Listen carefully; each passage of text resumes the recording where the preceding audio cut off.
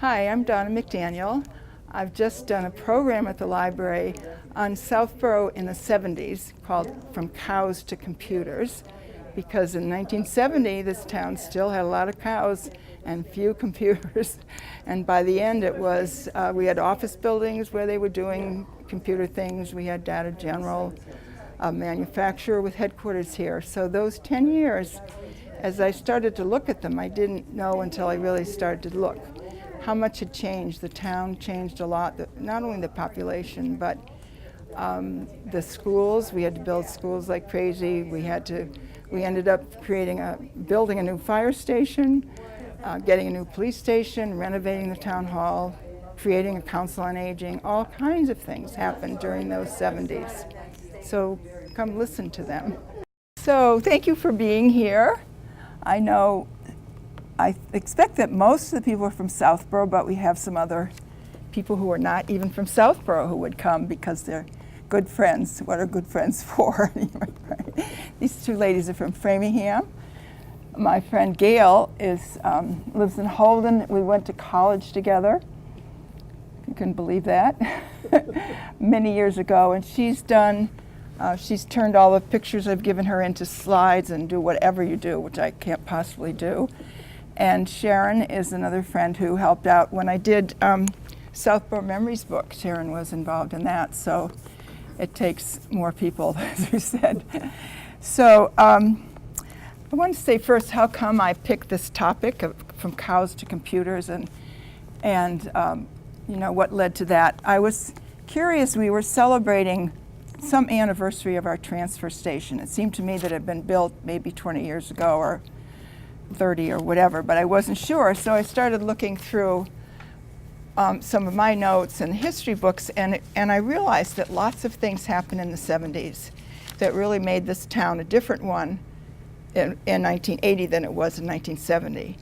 In 1970 we had about 5,000 people, and by 1980 it was about to turn into 10,000.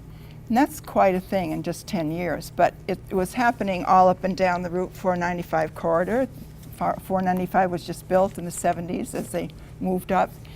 And so we have a lot in common with towns that used to be kind of quiet little rural towns and suddenly became suburbs and the home to a lot of people building bigger houses than probably we were used to and doing other things. So.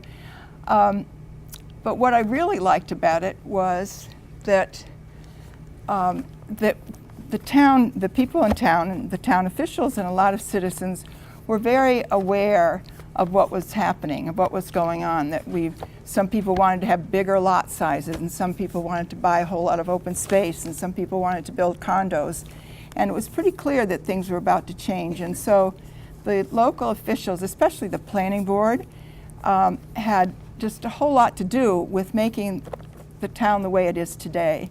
And I know that a lot of people who've chosen to live here say that, they found things that spoke to them, and that was good. And I would say that it was because we had people who were really attending to the town's business and spending hours and hours on plans and proposals and all that. So I'm going to say a little bit about that, and also about who was living here and what kind of clubs we had and what we were voting on and that kind of thing.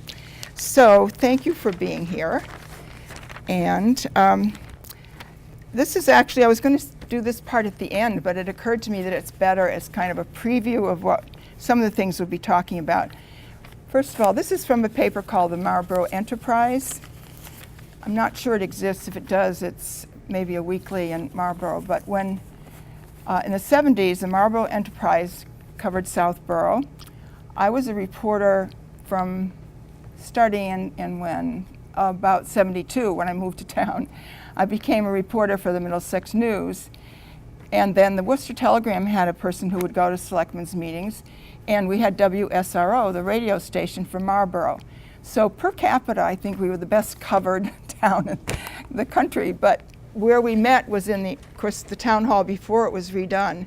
And there was a selectman's office that was, it might be this space right here. It had a big desk in it for Marge Putnam, the secretary, to sit. had 3 selectmen, of course, and then the 4 people from the newspapers. And if anybody came in to see the selectmen, it was getting a little crowded. So things have really changed a lot. I hadn't been a reporter before. I'd been a history teacher and a counselor. And when we moved to town, they used to give you, the news would give you a free paper on Thursdays for a while to see if they could hook you to subscribe. So one paper came on Thursday, and I had been working before, and I've been teaching, and I didn't want to do that anymore. So I looked in the want ads, and here was this ad that said, wanted person to cover local events and social activities or something. I thought, well, and work at home. That was the key, because my kids were probably about, what year was that, 70, about 5 and 8. So I just thought, well, I'll apply for that, and I went and did a writing test, and I had a job. So I was a correspondent, which is like low man on the totem pole for sure. You get paid by the inch, so after every week's paper, I had to go through and cut out columns, because they measured it by columns. And so all the things that I wrote for that week would all be rolled up into a little thing, and it was like 35 cents an inch or something. So it wasn't anything you'd want to do if you were interested in making a lot of money. But eventually, I got to be a full-time reporter, which was better, and much better after the publisher's son told him that I was the only one who'd been there the longest, and I was making the less money than anybody else, because they had all these new people come in from college and everything, and they got real money. So his son anointed him. Bill Perry, do you remember him? He was not a very nice guy. So I kind of really landed in Southborough. The first time I went to a meeting was probably in February, and there was a town meeting in March. I had no idea who these people were and what was going to go on. But you know, I just knew that this was what I wanted to do. I'd been a history major and done a lot of government things, and I really do believe in self-government, and that this is what we're doing here. And it's not easy, and not everybody gets excited about it, but some of us do, and I really do. So, so to go back to the way to the town, or what was going to happen in this decade, I'll just give you a few clues. This was in the Enterprise, actually, and the article is, I think this is actually at the end. We'll do it at the end again. I switched it. It's called The Town's Profile Ever Changing. The profile of Southborough is not the same as it was years ago, and this is already 1974. On the one hand, in an effort to secure open space and the bucolic environment that has always been, town boards are investigating historical districts, scenic roadways, the increase of required residential zoning, and the purchase of conservation land. At the same time, the planning board is faced with city demands, condominiums and municipal sewage. And then there's the federal government, which expanding its control over localities, is forcing towns like Southborough to comply with restrictions and demands on local development. And in these days, the federal government wanted people to build municipal sewage systems, so you could get loans that were favorable if we chose to do a sewage system, which was the last thing that anybody in Southborough wanted to build, except for developers who'd like to see bigger buildings. As long as you have, in those days, as long as you had septic systems, it really precluded having any larger size building. Now they've improved the technology so much that the zoning doesn't protect us the way it used to.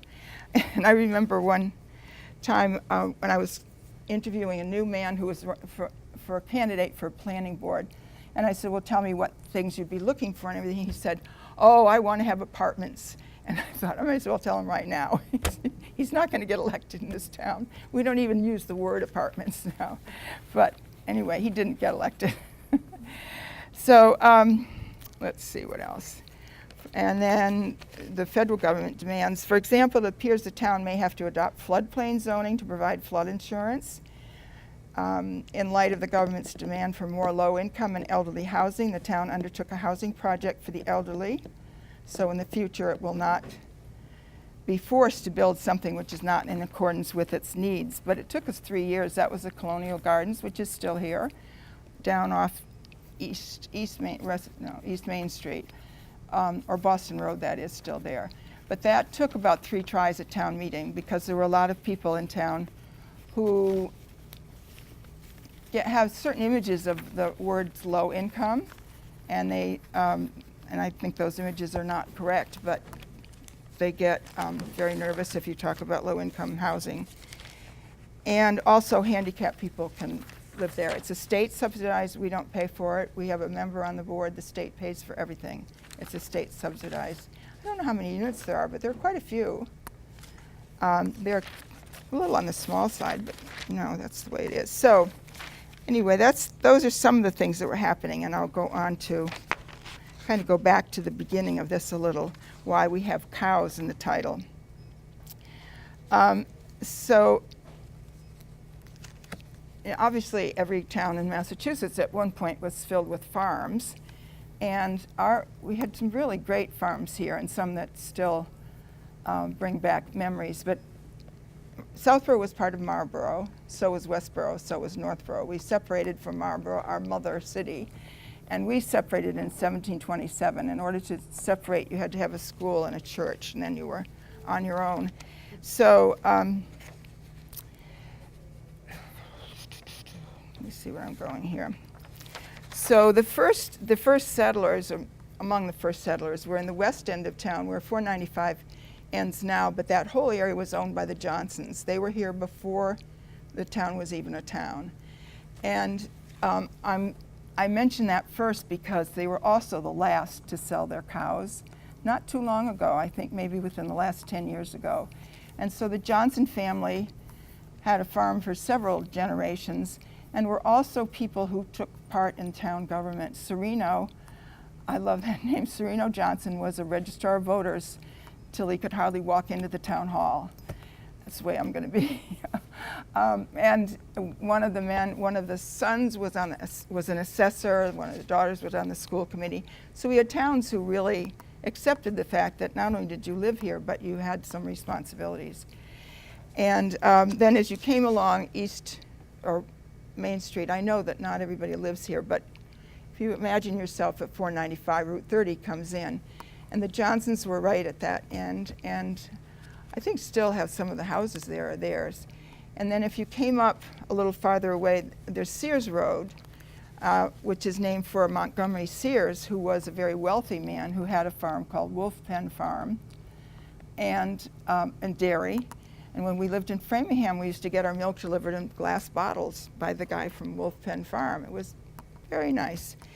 And there was another farm that way as you came into town.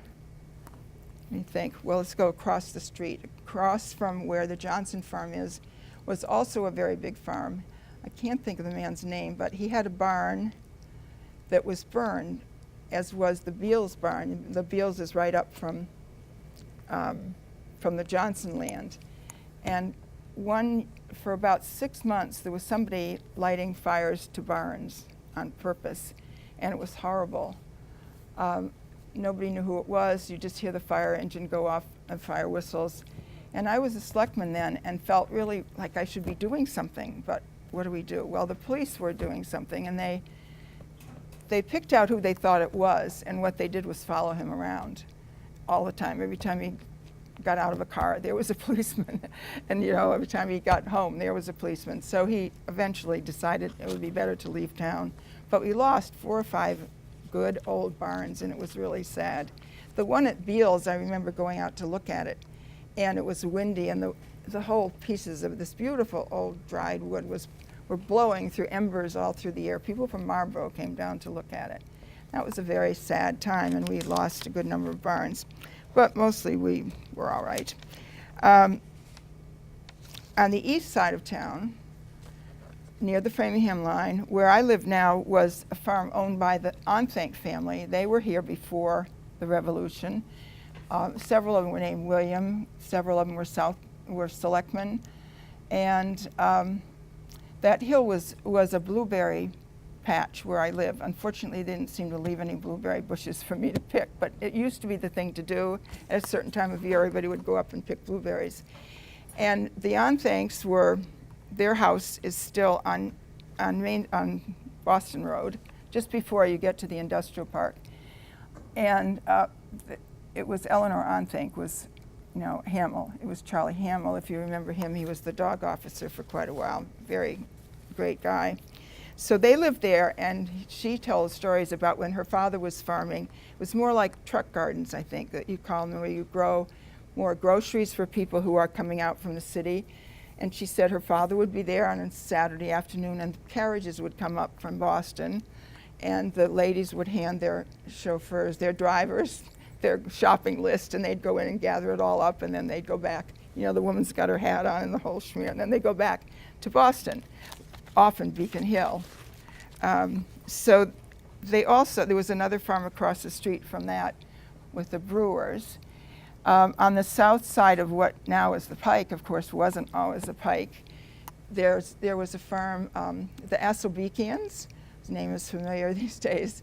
Her family owned a farm there, and it went all the way over and up the hills on the other side, and when the Mass Pike went through, it really cut it more than in half, really kind of ruined the farm. In one place I heard that the Pike had built a tunnel underneath so that somebody's cattle could go back and forth, but that wasn't for their farm. And she still remembers that, you know, her family was at loose ends about what do you do. They take land away from you, they probably give you some money for it, but it's not what you want to do. You want to be farming. So that was sad. And farther down off of 85, where I used to live on Richards Road, across from that was the Killam farm.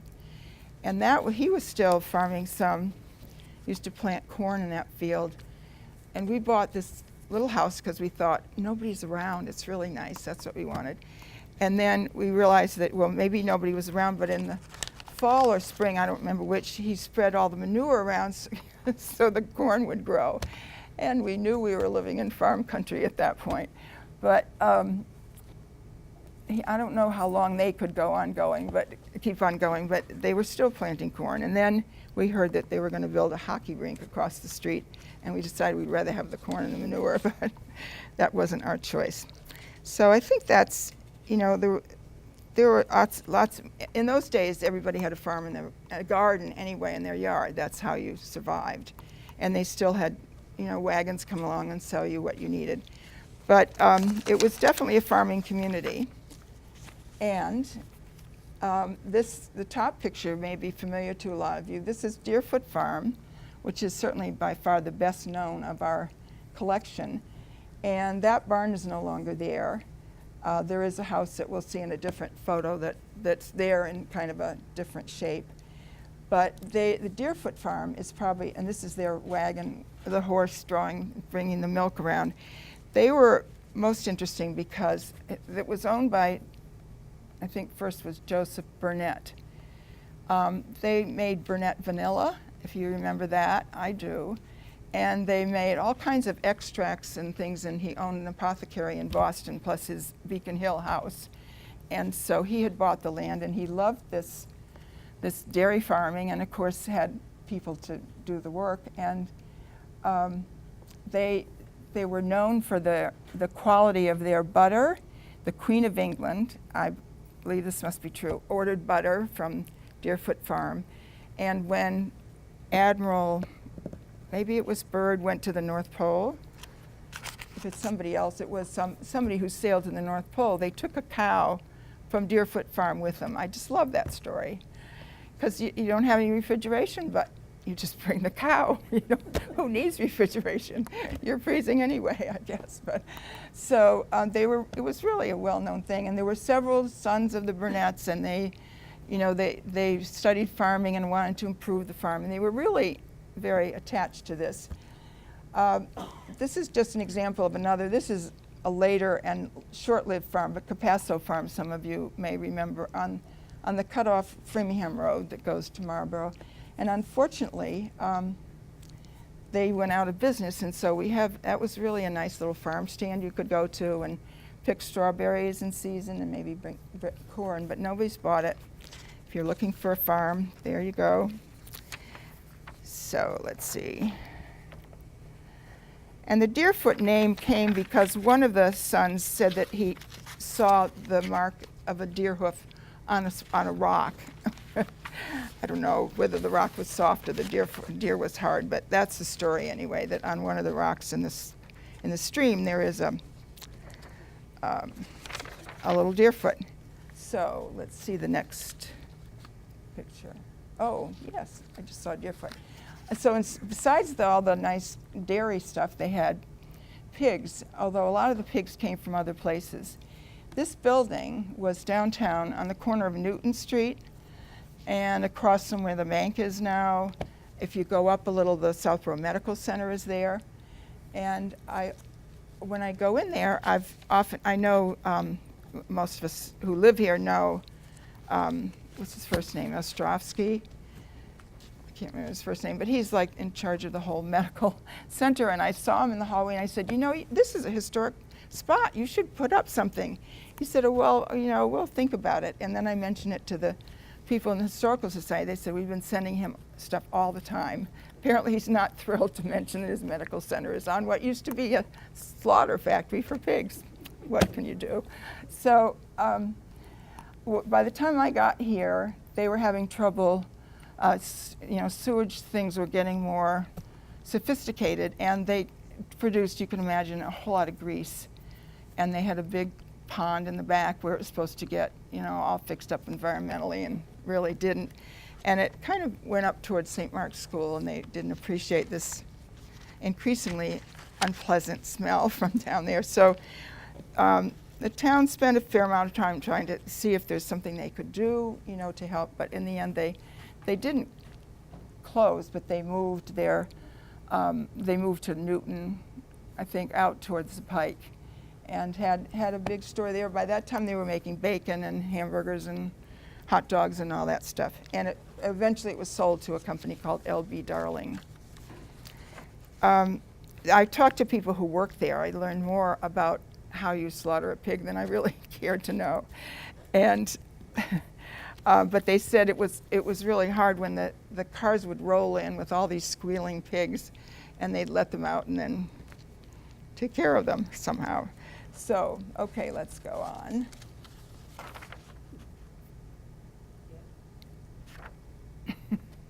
Gail? I'm trying. Oh, I thought maybe I put you to sleep already. So, well, I'll tell you what we're going to look at anyway. We're going to look at, they had a dormitory for the workers, which was nice. And the workers, I'll say something about that while we're looking for that. Most of you who live here know that there's a dam.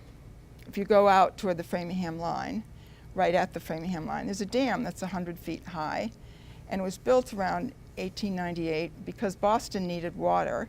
They were coming out, they had reservoirs in Chestnut Hill and so forth, but the story was that Boston had discovered flush toilets, so they had a great need for more water.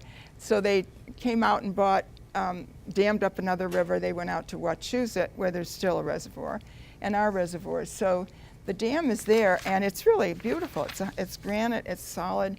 The trouble is now it has so many trees in front of it, and we used to be allowed to drive in and look at it, but now you can't get, you know, that close to a dam because you might be poisoning everybody. So, but what the dam is really, it's important, first of all, maybe the single most important thing that happened in town, because it dried up the sources of water for small factories that had already been built. In Fayetteville, there was a shoe factory. Along the Sudbury River in the south, there were several factories, including a big mill that made Civil War blankets. What? Oh, oh, oh, yes. Well, Very nice. we sometimes we have a mountain come up, but they're not usually here. So we're making progress. So where was I? Oh, the dams, all right. So that meant that there was not enough water power for these other mills, because that's what they did. They certainly didn't have electricity running their mills. One of the books that's up here, I should probably mention that now, these are all Historical Society books. This one I wrote, and with and Sharon and Gail helping me do the graphic stuff. Southborough Memories. I interviewed a lot of people who. I'm gonna get some help. Oh, okay. So it's really, I interviewed a lot of people who still live, I mean, obviously they still live here now. I couldn't interview them, but I really like it, and that's for sale. But the one that one over there has a picture of how a mill would get water power from down below in the river with something going around, how it would get it all the way up to the top floor. And that's so exciting. I found out how they do it. You know, it's just a whole lot of wheels doing that. But when you think about that was their source of power, and they were turning out all these things. It's just amazing. But that was probably the last big mill that we had. Let's see.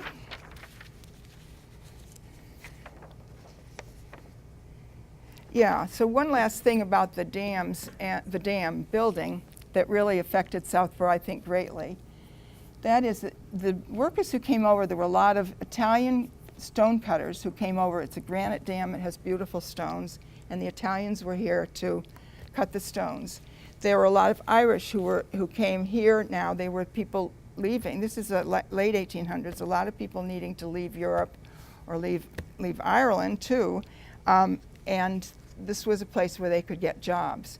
So they dug that reservoir. They didn't have big steam things or anything. It was dug by maybe a small truck that somebody had wound up and could scoop up a little, but essentially by hand they dug out. And we have the reservoirs, which of course weren't there before. So they were dug out. And the thing that was really important was not that as much as the fact that when they were through, when the dam was finished, they had a place to come to work in Southborough. Because there were so many of these gentlemen farmers, St. Mark's was already functioning by then and needed groundskeepers. Faith School would need help. So they needed the kind of help that the Irish and the Italian people could give. And so instead of having people have to leave and go get unsettled or stay in the town and try to see what they could do and become maybe a little desperate about it, this was the opportunity that they had. And so if you remember, Bob Dumont was here as a selectman for a number of years, just before, well, in the 70s time, in the early 70s when I came, he was here. And he had grown up here and went to St. Mark's, and he said that he loved the way that it worked because somehow the gentleman farmers and the Italians and the Irish appreciated each other. The Irish had a lot to offer to them. They needed people who could take care of cows, and they needed people who could do landscaping and so forth. And so it was a good relationship, and they treated each other with respect, which I think doesn't always happen. And I really like that, and I like to think that that's one of the things that made Southborough such a good place to live. And there are people like the Moros and the Caleris, and you know, think of all the Irish names you have in Moros and Mattiolis and everybody. And it's likely that their ancestors were the ones who came to build the dam or came afterward because they had relatives here or came over and picked out a woman to marry or something like that. So so I like that, and that was another reason that we didn't end up having factories like some other towns that we have trouble with. Okay, let me see. Yeah, it's only one. This is just another picture of a cow. We can do without that. So, nice big cow. We'll put that away, and now whoops, what happened? Okay, good. I mentioned some of this before, actually, in the introduction, that the idea of buying open space and of setting aside open lots was starting to be popular in the middle 1970s. And they seem to forever be working on growth plans and new zoning codes. And we still have a new zoning bylaw now that has been worked on for, I don't know, 5 years or something. They never seem to quite get ready to give it to us. But zoning was not a thing known to communities or this kind of planning until late in the 60s, when everybody was experiencing the same thing. You have a lot of people who want to move into places and you want to have some control over it. And so the state, created a position known, an entity known as the planning board, and put out some bylaws, and then you can adopt your own. So one of the things, the growth plan here takes shape.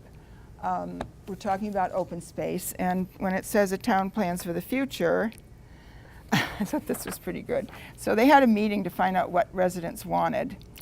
The suggestions range from improving local telephone service. I remember when it was really pretty horrible. You were lucky if you could get on a line and stay online.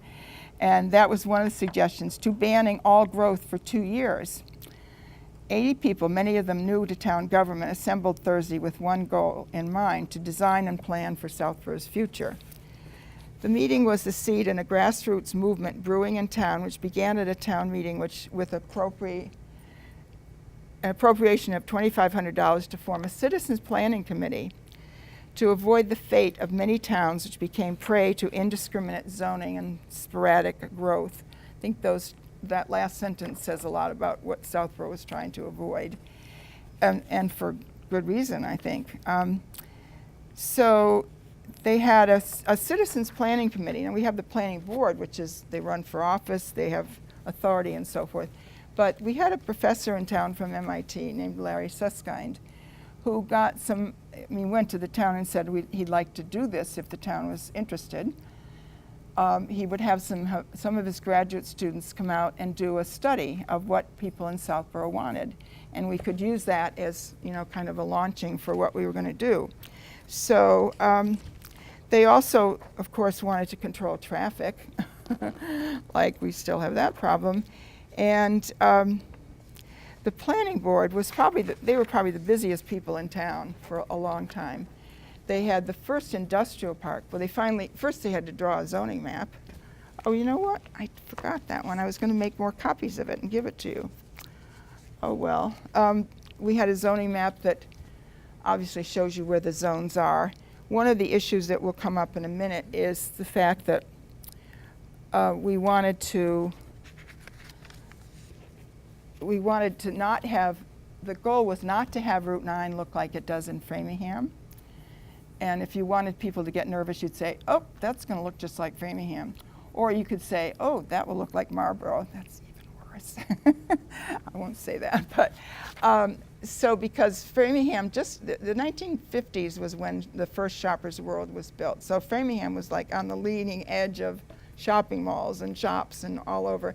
And Route 9 was, stores and stores and stores. So some residents who lived on the farthest east part of Route 9 asked the planning board to make that place residential because there were a lot of houses and they didn't want businesses coming in front of them. And then other people asked that we know we wanted businesses, but to just have it be like along Route 9, not extending back into everybody's backyards and that. So they got suggestions like that, and I assume that they did a pretty good job. Here's an article about future zoning proposals, and I don't know there's anything new with this one. There we are. I'll get to that one next. So the lot size, you'll see, this one says planning board recommends doubling lot sizes. Now, after we got zoning, south of Route 9 there was half-acre zoning, and north of Route 9, roughly, there were some little jiggles in there, and was 1 acre zoning. And so at one point, the planning board thought it would be a great idea to have everybody either 1 acre lots or 2 acre, and the 2 acre for everybody fell through very fast. And they actually, the town didn't like very much turning the half acre into 1 acre. So, but that was one of the big issues, and you had a lot of strong feelings, and you had people going to town meetings and voting for this and that because of the lot size. And obviously, the thing about lot size is if you want to be able to afford to live someplace, it's nicer if you have some smaller lots. If you want to live in some place where it's going to cost you a fortune for the land, which is kind of the case it is now, then you look for 1 and 2 acre lots. But we've adopted this mountain here. It's beautiful. So one of the things that the Citizens Planning Committee did was suggest that we have, that they do a newsletter for the people in town and distribute it to let people know what was going on. And that I mentioned because not long after this, there were 3 women in town who started a newspaper. The Southborough Villager was started by Inga Tufts and Pat Capone and Jean Bigelow, none of whom had ever had anything to do with writing or selling or publishing newspapers. And they just said, well, you know, this is what we want to do. We need something. Even though I was reporting for the news, I thought that was pretty good. Wasn't enough. So, and they actually, Pat Capone sold ads. I predicted you couldn't get enough ads to keep a paper going. I was wrong. Pat Capone is a really good salesperson. And all of them wrote stories, and mostly women around town would volunteer. They'd say, well, I'll go to the planning board and I'll write it up. And I would help them. I was kind of the resident teacher, you know, how you write news stories, which isn't all that complicated. So I helped them in that way. But they were doing that by the time I was a selectman, so I couldn't do that much with the newspaper, but I did something. All right, I'm going to skip that. Housing. I mentioned before that we bought a house that was rehabbed and then turned into housing for low-income people. And it's in a place now where most of us would go by it every now and then and not have any idea that it was low-income housing. And it's been there for, when did this happen? Probably about 30 years without, you know, a problem of any kind. But with a lot of developments and subdivisions, of course, every subdivision has to be reviewed by the planning board to the nth. You know, how wide are the pipes? Where are they going to go? Where's the water? It's an incredibly, when I first went to planning board meetings, I was just overcome with how much they had to know and how good they were at it. Not being professional planners, but by the time you spent some time with the board, you were. So, but they often got sued. That's what people do when you don't get your way, developers especially. So there was, one of the developments was on Woodbury Road, going down Woodland off to the left. And they had a big dispute over this road that the developer wanted to do it this way. And the town said you couldn't, especially the fire chief, who always gets to look at roads and determine whether or not a truck could get in and get out, which is also desirable. So, so then the developer, who actually was a person in town, sued the planning board. So I went to that that court case. As a, you know, it'd be interesting to see that. I only covered a couple court cases while I was a reporter. One was, however, a murder that happened in Southborough. So, but it was interesting but sad.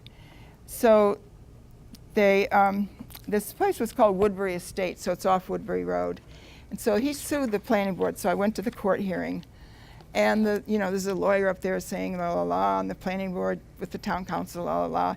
And then at one time the judge just leaned over and said to the lawyer for the developer, "Why are you harassing these unpaid town officials?" I thought, well, that's kind of the end of that case, I think. I wonder whose side he's on. So I think it's clear how that was going to come out. I didn't think it was really appropriate, but he's the judge, and I'm not. So the next thing, oh, good. Well, are we there yet?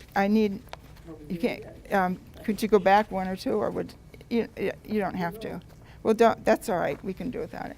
So this is the first condominium complex back to planning in Southborough. Does anybody remember where it was? Where they wanted to build condos, 25 units, attached housing. Oh my God, people were hysterical. It was the Davco farm, not up on the hill, but down as it slopes down toward Route 9. And if you're a newcomer, when you leave where Starbucks is for identification purposes and go east on Route 9, there are a lot of office buildings there. They're nice looking office buildings. We're glad they're there. But that used to be all part of an orchard and come right down to where you'd have a water's view. And that's where they wanted to build condominiums. They had 200 acres of land. 70% would be open to the public, they said. 25 units. And there was the same developer had built some in Lincoln, which was a good reputation. I mean, it gave him a good reputation, and so everybody could go look in Lincoln and say, would we have something like that? But most people said, well, not really. We don't want to. It was clustered. Clustered had, it's one of those words that makes some people nervous.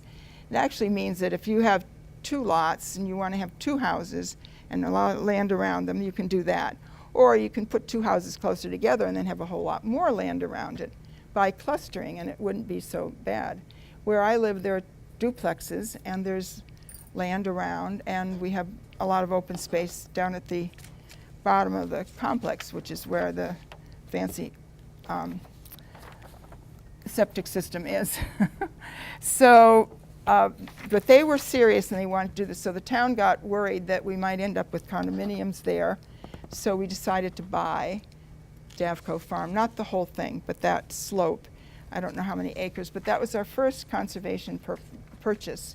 And now, since then, we've made several, probably nothing as big, although the Beals land probably, does anybody know how many acres that is? But that's, in a way, it's different because we have a conservation easement on it. And we paid for that, but it's not all just our land. But this was the first one, and we kind of saved Davco Farm. So then, no surprise that the next headline says, condominiums, open space are key concerns of board. And then rezoning of Route 9, we talked about that. People hoped that it wouldn't turn into a place like Framingham. So, we just had the town hall renovation, did we? Is that what you want? Yeah, please. Yeah. So this, the town hall, if you can picture it right up here, on the side facing Main Street, that was the main entrance. Now the entrance is in the rear where the parking lot is. And when you walked in there, this is what you saw. There are 9 boards in there, including a police station, which usually has a little activity around it, the town clerk, welfare, we had a welfare office, town treasurer, what else? Anyway, you can read. So, and then this is the second floor. It was an auditorium. These are those wooden chairs that you just don't want to ever sit in for very long. That's the balcony. And they used to have town meeting here, and they used to have basketball games here. That was the big basketball place. The high school kids would go. And so, you know, there's a lot of sentimental value to it, but it was renovated, I think, well, it was being renovated when I got elected, so I think it was finished in 1978 or 9. And we're never allowed to say this with a name attached to it, but there's an architect in town who donated his services to design the renovation, and I think it's really a very good renovation. So we were out for a while. When I got elected, we met at Fayetteville Village Hall on the second floor, which now they tell us was about to fall in, but they forgot to mention that when the selectmen were there for some reason. So town hall renovation.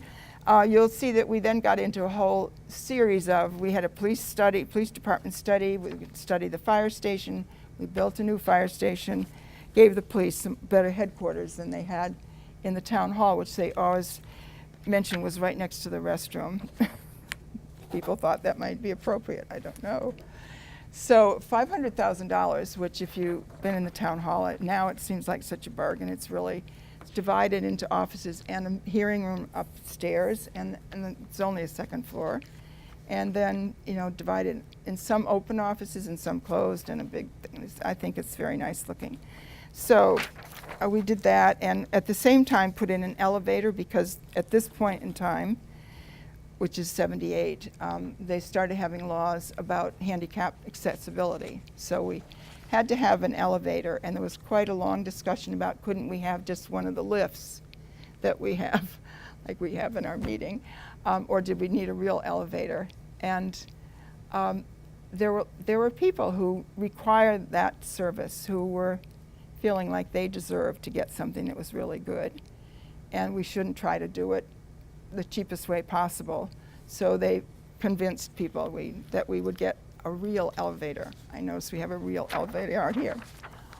Okay, so that was 78 when we moved in, yeah. Actually, that's funny. That's May 11th, 1978. That's the day I got elected. They said, okay, now Donna's here, we can move into the new town hall. All right, so let's see. I thought I had something else about that. All right, what's next? So this may be misleading. First pizza shop to open on Main Street. What's wrong with this picture?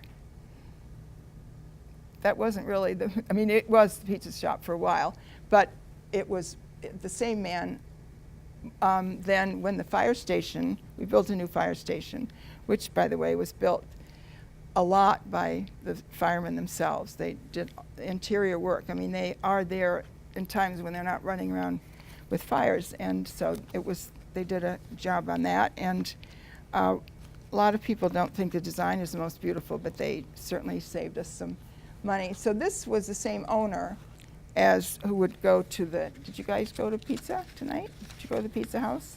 Yeah? Okay. There isn't a picture of the real one, but it was the fire station. I forgot to say that. It was the fire station.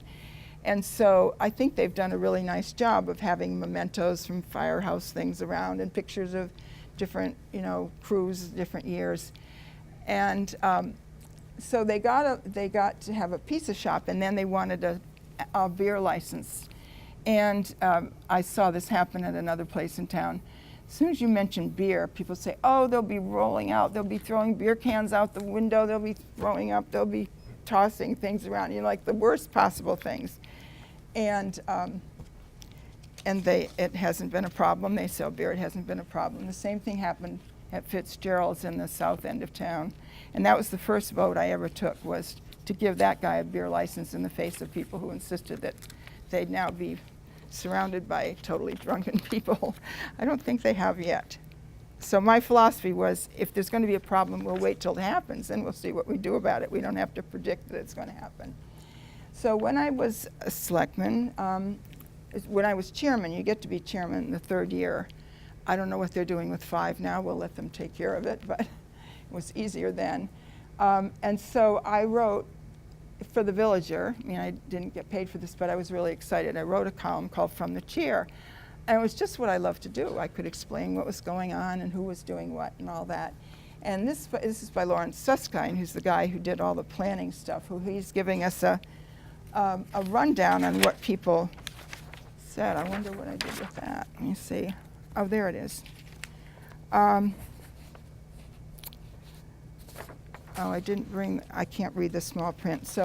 But he gave a summary of what people wanted, which was open space and better zoning and, not double lot sizes and keeping businesses in certain areas. That was one of the big things. And I think we've done pretty well at that. So he wrote the summary of that study that he did. This was an article that was actually in this year in the Community Advocate. But what I brought it because this building was Peters High School. So there was I think his name was Henry Peters, decided when we didn't have a high up that he would give the money to build one. Well, this wasn't built as a high school. It was the first Pilgrim Church, which is the church up that way now, but they turned it into a high school. So actually you can see how it could have been a church too. So that was the first high school, named after Peters High. And then they had to add something onto it, the Peters Annex, for some more students, because all the time we're growing. And this bottom building was the South Union School in the south end of town, which had not been used for a while, but when in the 70s, all of a sudden, well, not all of a sudden, but soon enough, we found out we had a lot more kids than we had before. And we built, I have a list somewhere of when we built which school. Here it is. So in the 70s, we managed to build 3 schools.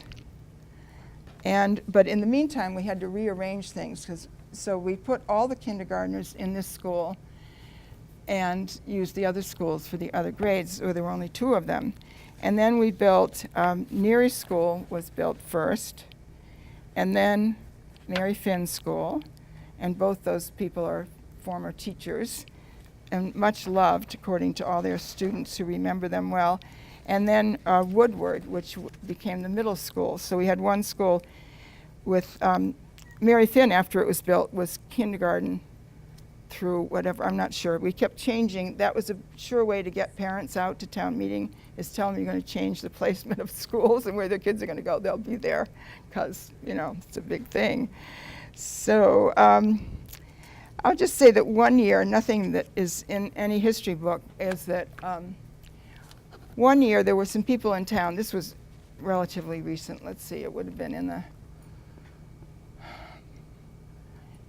probably in the like 1990 somewhere. There was a small group of people in town who thought that we should have our own high school. And Algonquin had Algonquin opened in '59. I never mentioned what happened to high school kids here yet. That's where they went. That's our regional school with Northborough. But a lot of people said, well, that, we don't have enough people to have a really good school. And we probably would have about 500 kids, so you don't get good sports teams. You don't have enough to have a lot of different classes. But these people were they're very well respected, very intelligent people who were sure that we should have our own school. And one of the reasons that I heard was that because the median house price in Northborough was lower than ours. That did not convince me of anything I wanted to do. And there was by the time we had now, it wouldn't be a website yet, but there was a place where people who were arguing. It was a very difficult argument. People got really nasty. And there was a place like a website where you could write in your opinion. And the things that people said, somebody would disagree with them and say, oh, go crawl under a rock. And I wrote columns about how nasty these people were. I said, do you want our children to know that this is the way we argue, by telling people to go hide under a rock? And so somebody wrote in about me and said, this was like probably 20 years ago, said Donna McDaniel is getting old and senile. We better tell her to stop before she embarrasses herself. I didn't. And I'm not really senile yet, although sometimes I wonder. But so, it was horrible. And what they did is they had a very small, dedicated group. I had taught educational psychology, so I took all the studies that they claimed said smaller schools are better, and showed that most of them said things like, well, we're not balanced, it might be better, it might not. They were not anything conclusive that you could base it on. And then one guy wrote to the paper and said, well, who does she think she is? She thinks she's the school superintendent. So, okay. So that was a great moment in our history. But we did renovate Algonquin and add on to it, and have forgotten now. Well, we had a town meeting about it, and there were like 400 votes out of 1,400, the biggest town meeting we've ever had, for the school. It was all just a waste of time. All right. Okay. I looked up to see what courses they were adding in 1974. Upholstering, basic auto maintenance, computer science, 1, 2, and 3. Things are looking up. Business English, photography, etc. The smoking thing really stunned me. The paper said there were many long meetings about this. They had been allowed to smoke, and this was extending it. And Ann Freeman, who was one of our school committee members, at that point the high school was 5 from Southborough and the 5 from Northborough, who were our local committees, joined for the high school. Now we elect separate people to the high school. But Ann Freeman wouldn't have any of this. She said, here we are teaching them health, to be good, healthy citizens, and we're going to let them smoke. And they had apparently the lavatories were turned into, just pits, and it was horrible. But they did let them go on. And anyway, so, okay. I just put this in as a reminder that also the town has had any number of wonderful people who've donated their time to lead recreational programs and leagues and baseball and football and hockey and whatever you want. And now we have a great recreation commission, so I think there's nothing lacking. And this, you remember who's from Southborough? Do you remember who she was? Stanley. What? Mrs. Alston? Yes, Catherine Osterland, who was the kindergarten, there's always got to be a beloved kindergarten teacher. And she not only was that, but she was on the Conservation Commission, and she was the one who first had the idea of having community gardens. She was just one of those, model kind of people you wish you had some more of. Very lovely lady. And then since I didn't mention Assabet, I just put in that Assabet, I think, opened about 72, about the time I moved in, and 73, so I should have looked there. And I have a great respect for the school. My oldest son went there loved every second of it because he was doing computers, and he's had wonderful jobs all the time, and you don't have to go to, you can go to college if you go to Ascot, which seems to be a misunderstanding by a lot of people. So it's a great place. All righty, moving along.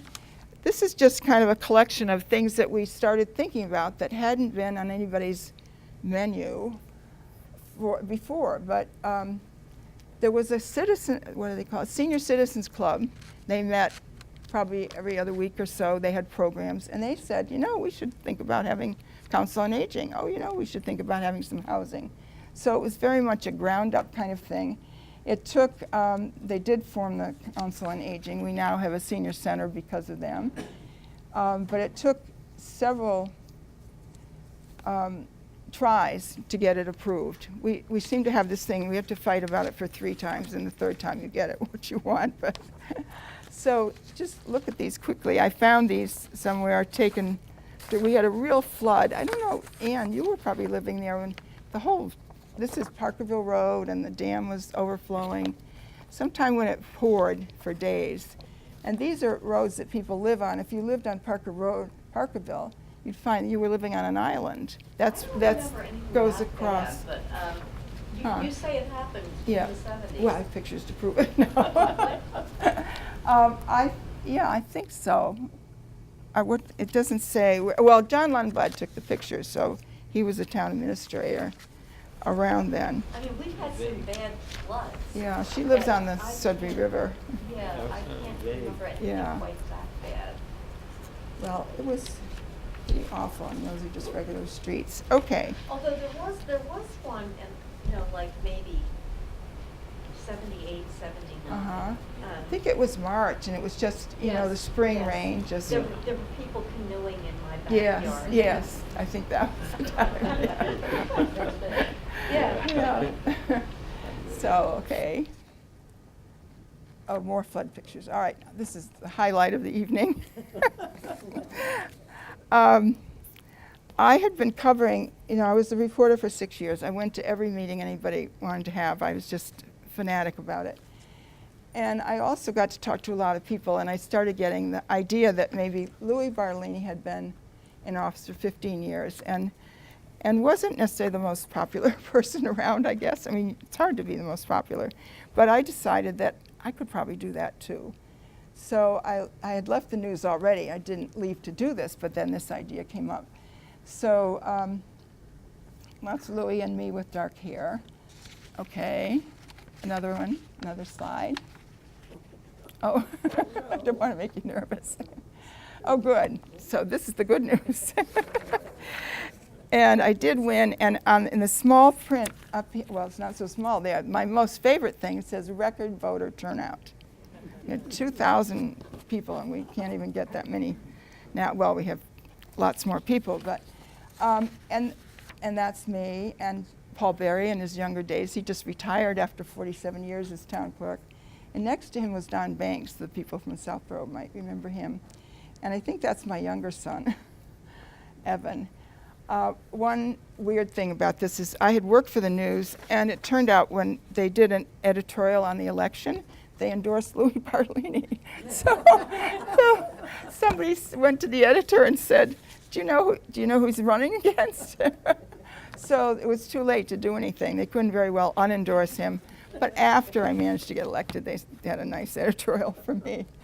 But the thing was, I wish I could say more about it, but there was a way to do elections in those days. I mean, I went door to door with voters who had voted for twice a year. You can get the register list. And if they'd voted the last 2 times, they were worth, according to the experts who were advising me, they were worth going to. We also had parties around. You'd have a captain on every street who'd get all the people out. I mean, it was just a regular example of organization with the people who were on my committee. So I credit them with a lot. And there were lots of clubs around. This is the Southborough Gardeners, which we still have.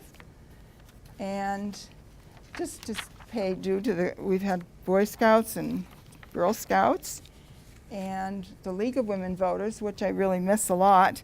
It was with the 3 towns, not Marlborough, Northborough, Southborough, and Westborough we combined. And if you haven't ever had any experience with the League, they they would study something. They'd really take it apart. And, you know, do you want to build a transfer station? Well, let's figure it out. And do very valuable things that other people might not have time to do.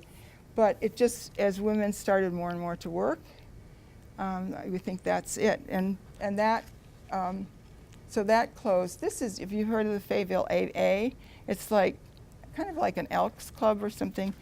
I always thought it was because they have a bar that was the attraction. I didn't know if they ever did any AA stuff, but apparently they did have teams once in a while. And it's behind the Fayetteville Village Hall, and it's just a good old towny kind of place. Not that I've ever stepped into it. And the Rotary Club, these are Rotarians. We had really terrific Rotary Club, who every year gave us Citizen of the Year. This is Ellen Boland, who was mother to John Boland.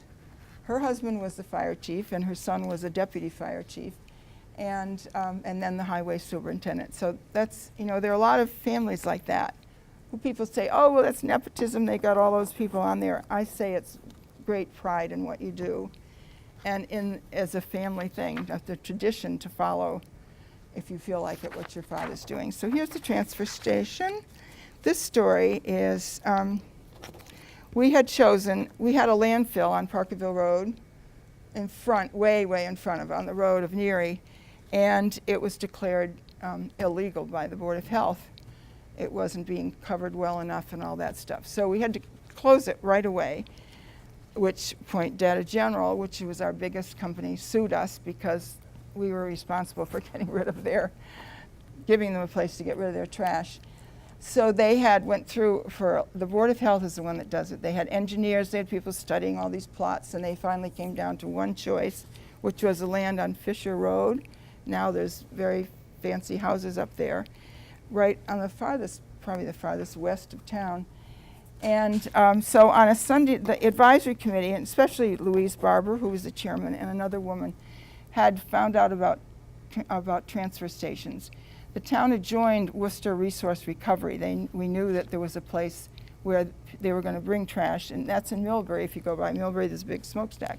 They're turning our trash into electricity, I'm happy to say. So we knew there was a place for it to go, but she came to this meeting in the town hall on Sunday afternoon. It happened to be my birthday. I didn't think that was very nice of them to do that, but I was there, and it was actually the best meeting I ever went to, because if you remembered Bob Dumont, he knew how to run a meeting. He was wonderful.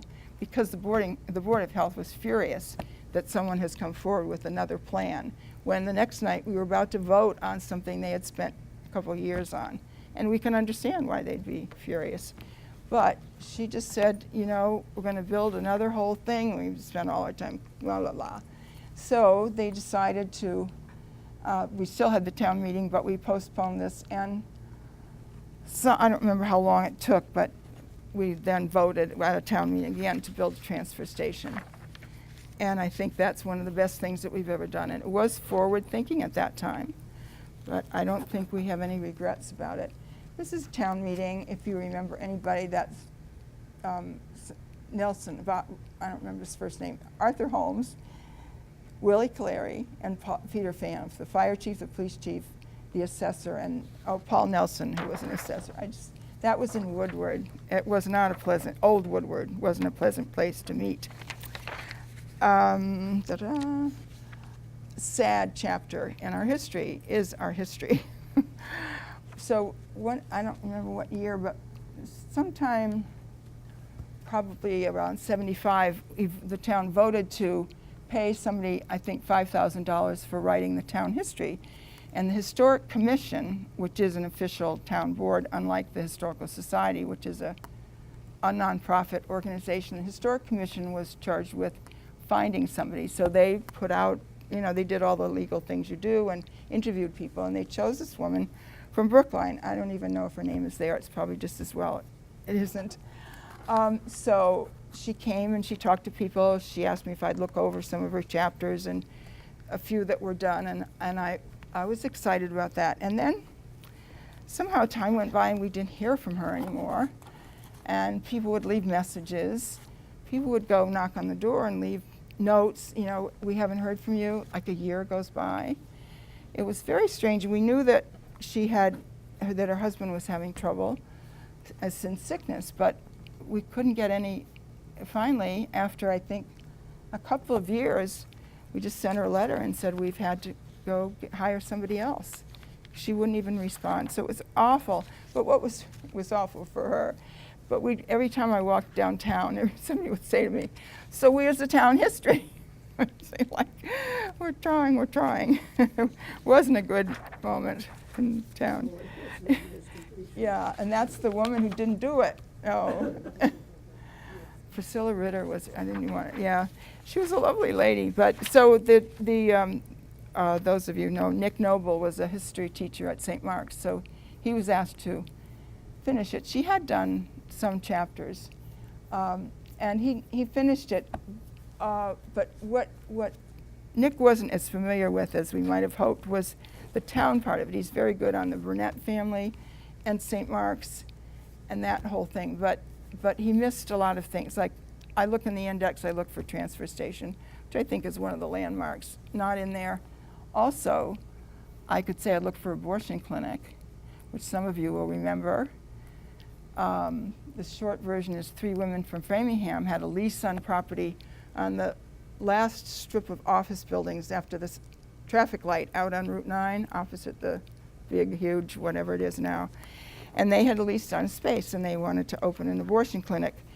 And it was really hard. I mean, people just simply couldn't deal with that idea. And so there were people like that. And then there were others who said, well, we wouldn't mind it, but they'd have to cross Route 9, and there's no crosswalk, so we couldn't have it there. Assuming that everybody who needs an abortion comes from Boston, which I'm not sure that's true. But anyway, the town fussed around, and then we had a special town meeting. The Board of Health wanted to create a new category called standalone clinics, and you couldn't have a standalone clinic. You had to be associated with a whole hospital or medical practice somewhere, and that was the way that they would not be able to build. So we went to a town meeting. There were, I think the vote was something like 300 to 5, and I'll admit that I was one of the 5. I don't particularly like abortion, but I also think it's a right, as is freedom to the press. I kept saying, well, what if we didn't let anybody have presses anywhere? What kind of freedom is that? But it had to go to the Attorney General. It passed 100 and something. So every day, like for probably 3 months, I called the Attorney General. I was determined. I was very competitive. Like, I wanted to get this story before anybody else, so I'd call them up and say, well. So finally, they did. The Attorney General said it was unconstitutional, that you can't ban things that you're allowed to have by the Constitution. So, but by that time, they had lost the lease, and the person who owned the property wasn't, he didn't have to give them a lease, and he wasn't about to, and nothing ever happened. And there were 3 very committed, lovely women. So, burglaries.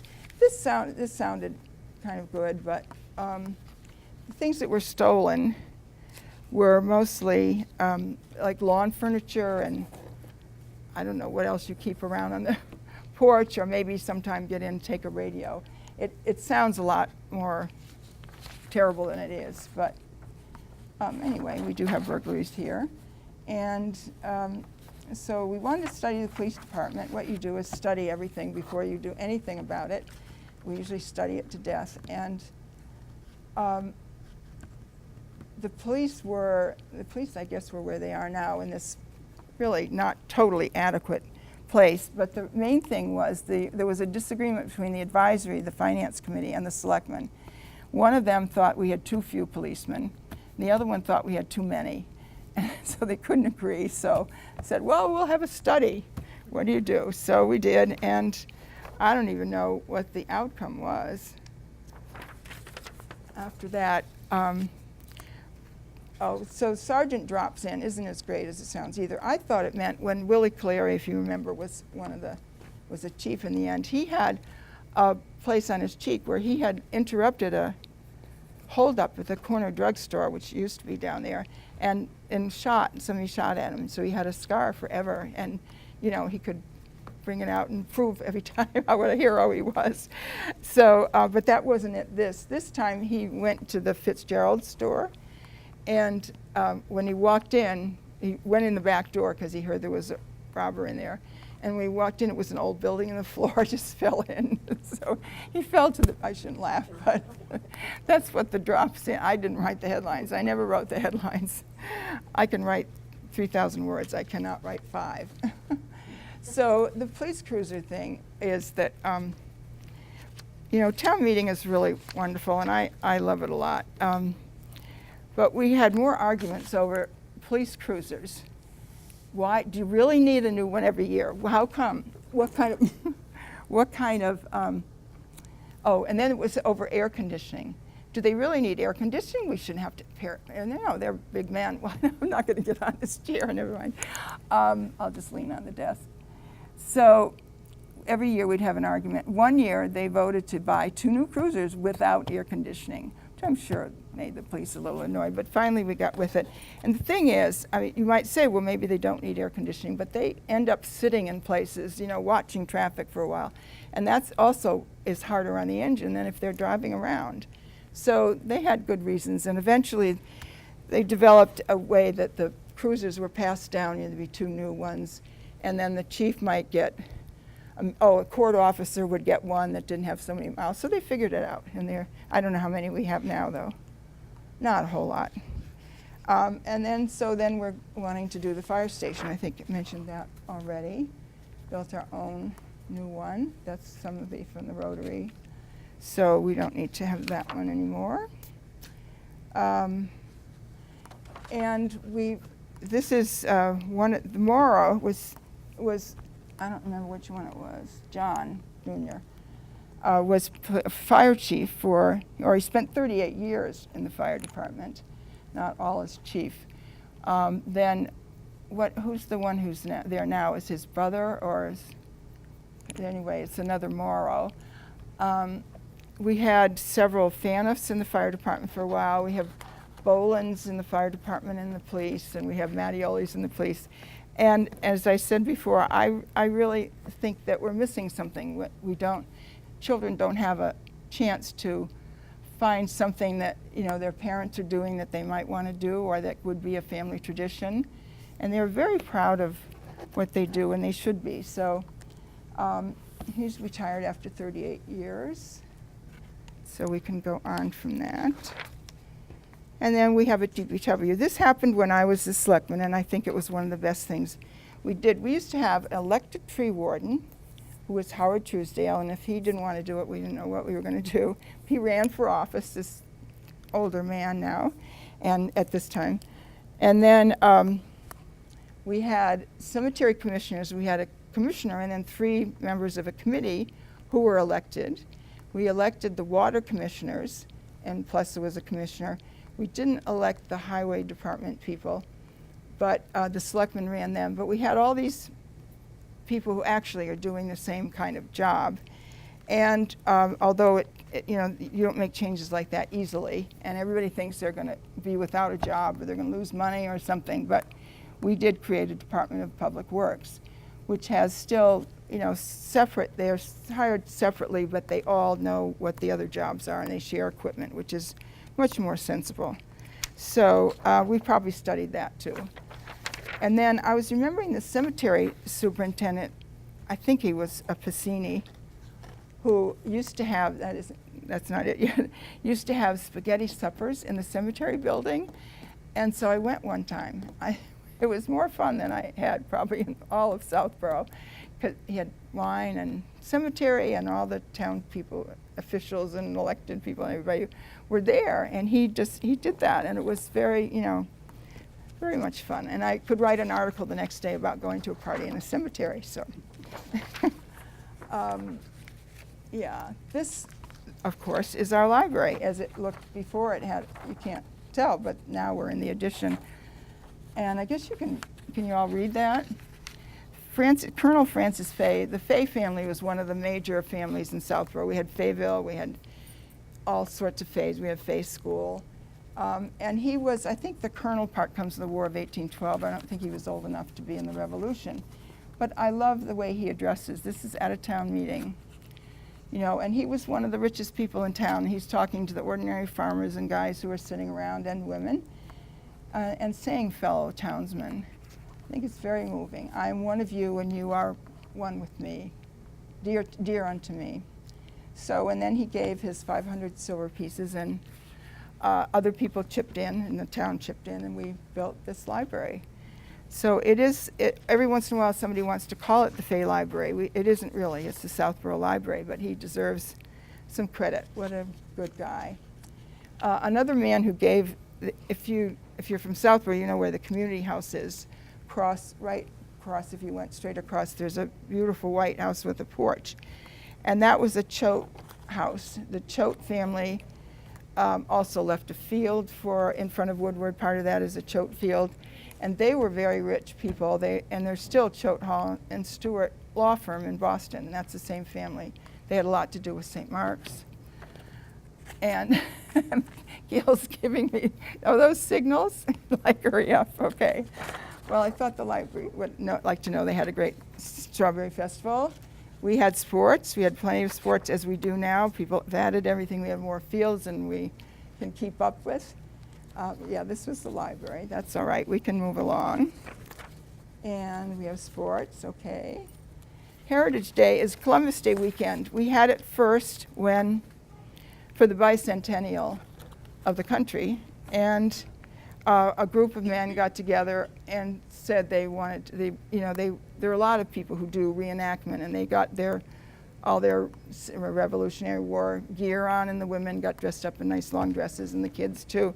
And they marched in the parade, and then on the day, on April 19th, I assume, people from all over the state, maybe all over New England, marched to Concord to be in the battle of, reenact the battle with the Minutemen. Unfortunately, our what are they called now? Whoever they are, the band of our farmers who were dressed up as soldiers, they missed the battle, I'm sorry to say. They didn't quite get there in time. But, they had good spirit. So we kept on with this thing called Heritage Day for many years after that. There were a couple of people who were really, as things will be, who were really responsible for getting it going, Roger McConey and Carol McConey. And but it said one time there were thousands of spectators, and I thought, God, I haven't seen that one yet. But that was the day. It wasn't always spectators. It was all the drum and bugle corps and all the bands of people that came from all over the state, all over New England, to hear for that big parade. And there were at least 5. This is the tree we love to love, and it's gone, but there's one in its place. That's the community house behind it, right across the way. And they had to cut this one down. We were all very sad, but they built, you build trees. We're growing another one that is doing very well, and we're proud of it. So, let's see. This is about it. So, all right, so the end of it, I'll put this one first. Can you do the one after it? Signs of the Times. Don't have to, yeah, this is fine. Today we have a new Economic Development Commission, and they were just, they've prepared this, which is really a beautiful booklet. Their goal is to attract more businesses to town, and it's very glossy and very lovely. In 19-whatever year this was, 70-something, Roger McConey, who lived on the west end of town, was by profession a photographer for postcards. So he did a lot of Southborough postcards, and they did this brochure. This is, well, I can't see it all. Anyway, that's the town from the air. And this is, what does it say that is? Oh, I don't even know what that is. Anyway, this is early on that we were trying to attract businesses because it's supposed to give good things for the tax rate, but some people aren't all convinced about that. So then, if we went to the next one. That's the last one. Oh, how about, so one before that one then. Before this. Oh, isn't that cute? That's a theatrical ending to it. I'll go out and come out the curtain. Okay, this is it. We have to have this. So you all know that we had buffalo in Southborough, right? A man named Arthur St. Maurice, who owned a country store, which we miss greatly. It was owned by Capasso for a while, but he he had kind of an exotic things. I mean, he had buffalo meat and all kinds of things that you wouldn't find anyplace else, and regular things that you could buy, and the farm, so you could get fresh vegetables. And he had buffalo. So it was quite well known, and every once in a while the Globe would come up with a story about, oh, let's go on a tour to Southborough and see the buffalo. And they were on the field across the street, and it also said, there's a street now called Buffalo Run in a new subdivision that goes in, but they didn't leave Southborough right away, which is what that means. They still call this town home. Somebody on the other end of town with plenty of space took the buffalo and gave them a new home. I don't think they're there anymore. I mean, this was a long time ago. But it was always kind of a catchy thing to be able to say, oh, you should come to town and see the buffalo. So I think that's about it. Have I left anything that anybody wants to know about? The test will be pretty soon. Stanley? Oh, yeah. I heard that at the late 60s, there was someone that started an electric car company in town. Oh, Stanley. Stanley is the one who started the electric car company in town. Oh. Yes. Oh. And I did a story on his car Yeah. and got to ride on it with him for the news. So I was on the front page of the news riding. Yeah, And she got to ride on my little Yeah. electric mini bike. But I used to travel around on my converted Vespa to the schools, and I also got pictures taken. Yeah. So thanks for the questions, Dan. Any other questions? No. I have some books here. I don't get anything from these. Oh, I was going to pass this around. MCC? Oh, thank you, Gail. This stands for Massachusetts Cultural Council. And through our Southborough Cultural Arts Council, I had a grant to prepare this program and to pay our wonderful videographer. Is that what you're called?